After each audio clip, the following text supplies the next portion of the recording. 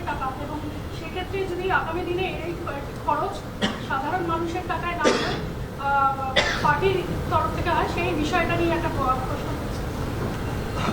देखिए, ममता बनर्जी जी की सरकार का एक खासियत रहा है, यूं तो वो कहते हैं कि they want to save the constitution of the country, they stand for the constitution of the country and democracy of the country, मगर ठीक उसके विपरीत जब भी ममता जी के सरकार का कोई विषय अदालत में जाता है, कोर्ट में जाता है, वहाँ वो हारती है।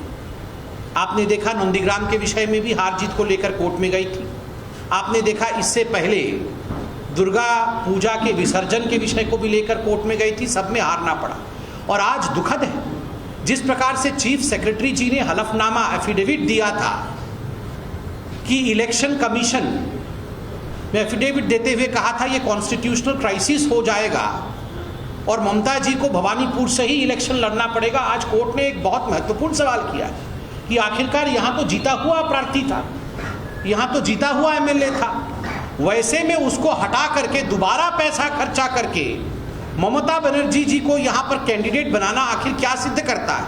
ये सिद्ध करता है कि ममता बनर्जी के लिए कॉन्स्टिट्यूशन महत्वपूर्ण नहीं, जनता का पैसा खर्च हो जाए ये महत्वपूर्ण नहीं, महत्वाकांक्षा, her own ambition is far more superior than the betterment of Bengal, than the constitutional validity of India's democracy. इससे कहीं ज़्यादा ममता जी अपने एम्बिशन के लिए, अपने महत्वाकांक्षा के लिए काम करती है। यही आज हाईकोर्ट के वक्तव्य से, हाईकोर्ट के वर्डिक्ट से मालूम पड़ता है। रमेश जी, कल जो असम में घटना हुआ है दारावी प्रदेश में, वहाँ पे पुलिस के गोली से 2 आदमी का मौत हुआ है, आप क्या बोलेंगे उसके ऊपर? कल से मैं भवानीपुर में हूँ, मैं केवल लोकल विषयों को देखा हूँ, इसलिए मुझे लगता है मैं इस विषय पर पूरा अध्ययन करने के बाद अलग से आपको बाइट दूँ। শুধুমাত্র ভোট পরবর্তী নির্বাচনের যে সন্ত্রাস নয়, দেখা যাচ্ছে যে এর পরবর্তীকালেও প্রচুর মানুষকে এভাবে অ্যাটাক করা হচ্ছে, বিশেষ করে বিজেপি কর্মীরা বা অন্যান্য যারা বিরোধী দল আজ তারা রাজনীতি করতে পারছে না, বিরোধিতা করতে পারছে না রাজ্যে দাঁড়িয়ে, কি বলবেন? देखिए, जहाँ तक पोस्ट पोल वायलेंस का सवाल है, जहाँ तक डरा करके डराने की राजनीति का सवाल है, इसमें तो मैं ममता बनर्जी जी को कॉन्ग्रेचुलेशन कहूँगा कि वो पूरे विश्व में नंबर 1 स्थान पर हैं। मैं केवल भारत में नहीं कह रहा हूँ, शायद पूरे विश्व में ही नंबर 1 स्थान पे। और मैं अभी भी सुन रहा था, देखिए मैं तो जगन्नाथपुरी का हूँ, मैं बंगाल का नहीं, मगर फिर भी बंगाल के प्रति हमारा प्यार बहुत है, क्योंकि हमारे भी दुकान, हमारे पूर्वजों के दुकान कलकत्ता में होते थे, अधिकांश हमारे रिलेटिव कैलकाटा के, तो एक अटैचमेंट हमारा है। अभी मेरे को भवानीपुर में लोग बोल रहे थे कि जो काउंसिलर्स हैं टीएमसी के, उनको बताया गया है कि आप डरा करके, धमका करके, कैसे भी लोगों को ये कहकर कि ममता को ही वोट देना है, टीएमसी को ही वोट देना है, वरना आने वाले चुनाव में उन काउंसलर्स को टिकट नहीं दिया जाएगा, ऐसा मैंने सुना है। लोकल लोगों ने बताया, मुझे अपने पॉलिटिकल साथियों ने नहीं बताया। मैं जिन घरों में कैंपेनिंग करने गया, आज मैंने चाय भी बनाया चाय की दुकान में, वहाँ लोगों ने मुझे बताया कि इस प्रकार की परिस्थिति है, हम तो मोदी जी को वोट देंगे, मगर यहाँ पर डराया जा रहा है, ये उचित नहीं। मैं केवल हाथ जोड़ के निवेदन करूँगा, हारे कोई जीते कोई, बंगाल का एक भी व्यक्ति मारा नहीं जाना चाहिए, कोई भी व्यक्ति मृत्यु को प्राप्त न करे, इससे जघन्य अपराध कुछ नहीं हो सकता है। यह हाथ जोड़ के निवेदन, हार जीत कुछ भी हो, आप लोकतांत्रिक तरीके से लड़िए, खून मत बहाइए। मनोगिया जी, सवाल ये है कि जब यहाँ से तृणमूल कांग्रेस के नेता बीजेपी के शासित राज्य त्रिपुरा जाते हैं, तो वहाँ उन्हें कोर्ट का दरवाजा खटखटाना पड़ता है एक रैली करने के लिए। आरोप लगते हैं कि बीजेपी वहाँ पर वही कर रही है जो आरोप यहाँ पर टीएमसी पर लगाती है, कैसे देखते हैं? मैं एक बात बहुत स्पष्ट रूप से कहना चाहता हूँ, जहाँ तक भारतीय जनता पार्टी का विषय है, यह आरोप कि भारतीय जनता पार्टी वही कर रही है कुछ राज्यों में जो टीएमसी बंगाल में कर रही है, ये तो हो ही नहीं सकता, कदाचित नहीं हो सकता।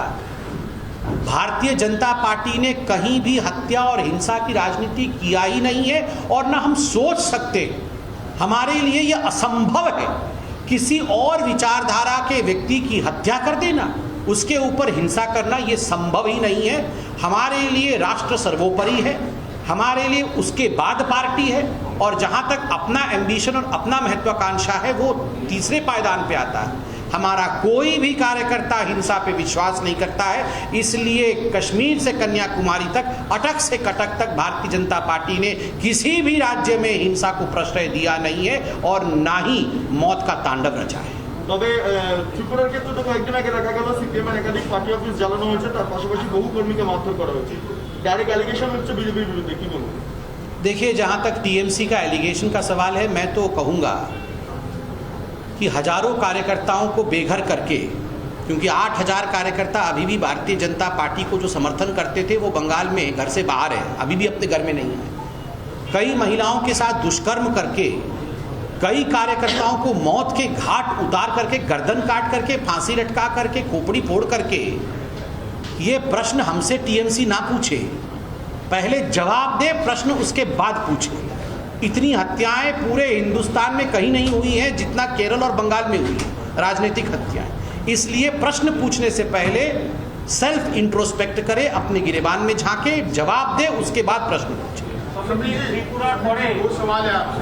दो सवाल है आपसे। अभी आपने दुर्गा पूजा को हाई कोर्ट के बाद से जोड़ के आपने कहा, कल खुद मुख्यमंत्री ममता बनर्जी ने कहा है कि जो लोग यानी बीजेपी बार बार ये कहती है कि बंगाल में दुर्गा पूजा नहीं होने दिया जाता, वही लोग त्रिपुरा में धारा 144 लगाते हैं दिवाली तक, तो क्या वहाँ दुर्गा पूजा पर भी बैन है त्रिपुरा में? एक दूसरा सवाल है कि 2021 के चुनाव के पहले आप लोगों ने धूमधाम से दुर्गा पूजा का आयोजन किया, लेकिन इस बार बीजेपी चुप रही मुद्दे पे, क्या इस बार भी दुर्गा पूजा होगा बीजेपी की ओर से?